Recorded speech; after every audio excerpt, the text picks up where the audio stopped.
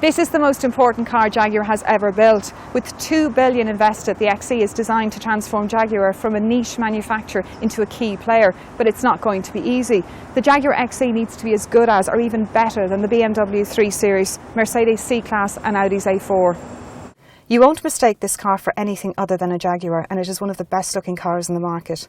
The signature honeycomb grille, the air vents and clean smooth lines gives it an aggressive stance and real road presence, while the rear light cluster pays homage to the iconic Jaguar E-Type. The XE is, according to Jaguar, the most advanced sports saloon ever produced, with aluminium making up 75% of the body. Inside it is smart and blends old world with new modern technology, and the cabin is classy but doesn't feel quite as high quality as rivals. However, everything is very easy and intuitive to use. Space in the front is good, but headroom is a little tight, and the head and knee room are not overly generous for backseat passengers, while the wide transmission tunnel makes things even worse. The boot at 450 litres is marginally smaller than rivals, but it's well shaped. On the road, the XE is just as good to drive as it looks. It handles the road really nicely, and it's a lovely balance between performance, sport and comfort. The steering is nice and sharp and it's well weighted, and on back roads you really notice that rear wheel drive. There are various different suspension settings on the Jaguar XE, so if you decide to test drive it or indeed to buy it, you really need to know which one you're getting. Make sure you say it to the dealer and that you get to test drive each of them, because each of them make a considerable difference to the actual comfort and overall sportiness of the car.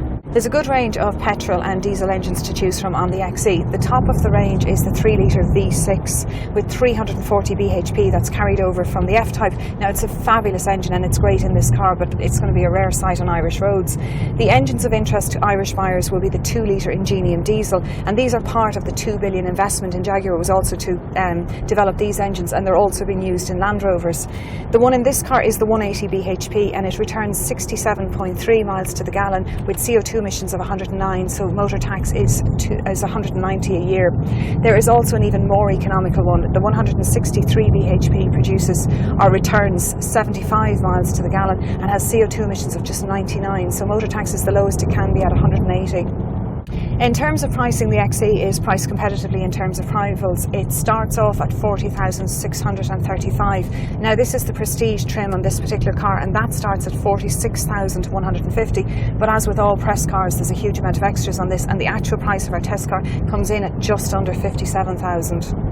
No car is perfect, and the XE is certainly not. There's two major gripes I have with it. One is the headroom. It feels very claustrophobic even with this light coloured interior, and space in the back is quite tight. The second is the noise of the engine. You would expect it to be a lot quieter in a car of this class, and it actually sounds quite gruff. According to Jaguar, they wanted to build a car that you would buy with your head and with your heart, and the Jaguar XE is a very attractive package with sharp styling, good driving dynamics and low running costs. It's just a pity it's not slightly more practical. But in a market that is synonymous with the BMW 3 Series, Mercedes C-Class and Audi's A4, the XE may be late to the party, but it has gate-crashed in great style, and it has certainly given the Germans a lot to worry about. Geraldine Herbert for Independent.ie.